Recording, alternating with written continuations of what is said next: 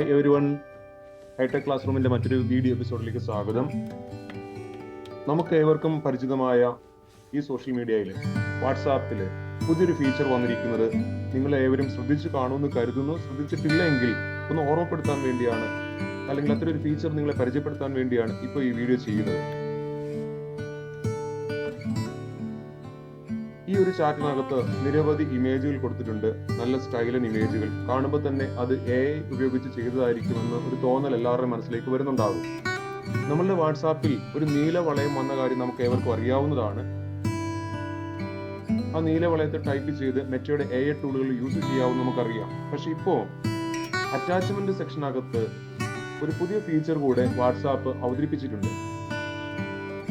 Imagine എന്ന് പറയുന്ന ഈ ഫീച്ചർ നമുക്ക് സെലക്ട് ചെയ്ത് കഴിഞ്ഞാൽ അവിടെ ടെക്സ്റ്റ് പ്രോംപ്റ്റ് കൊടുക്കാം.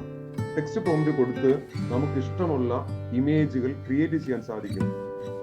നെറ്റയുടെ വിവിധങ്ങളായ AI ടൂളുകൾ വാട്സാപ്പിന്റെ ഭാഗമാക്കാൻ വേണ്ടി നടത്തിയ വിവിധങ്ങളായ പ്രവർത്തനങ്ങളുടെ ഫലമാണ് ഇപ്പോൾ നമ്മൾ ഈ കാണുന്ന ടെക്സ്റ്റ് ടു ഇമേജ് എന്ന് പറയുന്ന ആ പ്രോംപ്റ്റ്, ഇമാജിൻ എന്നുള്ള ആ ഒരു പ്രോംപ്റ്റ്. അവിടെ നമുക്ക് ഇഷ്ടമുള്ള ടെക്സ്റ്റ് കൊടുക്കാം. ഞാൻ ഇവിടെ ഇനി കൊടുക്കാൻ പോകുന്ന പ്രോംപ്റ്റ് ആണ് താഴെ എഴുതി കാണിച്ചിരിക്കുന്നത്. A futuristic city skyline at night with flying cards and neon lights. അതിനുവേണ്ടി അറ്റാച്ച്മെന്റ് ബട്ടൺ പ്രസ് ചെയ്യുന്നു, ഇമാജിൻ സെലക്ട് ചെയ്യുന്നു, ഇവിടേക്ക് പേസ്റ്റ് ചെയ്ത് കൊടുക്കുന്നു. പതുക്കെ ടൈപ്പ് ചെയ്യുന്നതെങ്കിൽ ഇമേജുകൾ മാറി മാറി വരുന്നത് കാണാം. ഇവിടെ നെക്സ്റ്റ് ബട്ടൺ പ്രസ് ചെയ്യുക. നമുക്ക് ആനിമേറ്റ് ചെയ്യാനുള്ള ഓപ്ഷൻ ഉണ്ടാകും. ഈ ഇമേജിൽ ചെറിയ ഒരു ആനിമേഷൻ കൂടെ ലഭ്യമാക്കും. ഇപ്പോൾ നമ്മുടെ ഇമേജ് റെഡിയായി. നമുക്ക് ഇനി അതിന് സെൻഡ് ബട്ടൺ പ്രസ് ചെയ്ത് സെൻഡ് ചെയ്ത് കൊടുക്കാം.